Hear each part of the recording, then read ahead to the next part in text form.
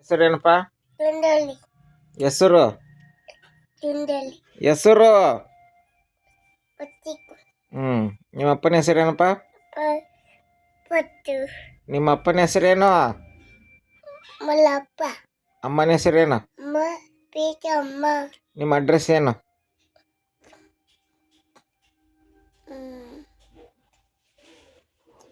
ಈಗ ಹೇಳಿದ್ನಿ ಅಲ್ಲ, ನಿಮ್ಮ ಅಡ್ರೆಸ್ ಏನು?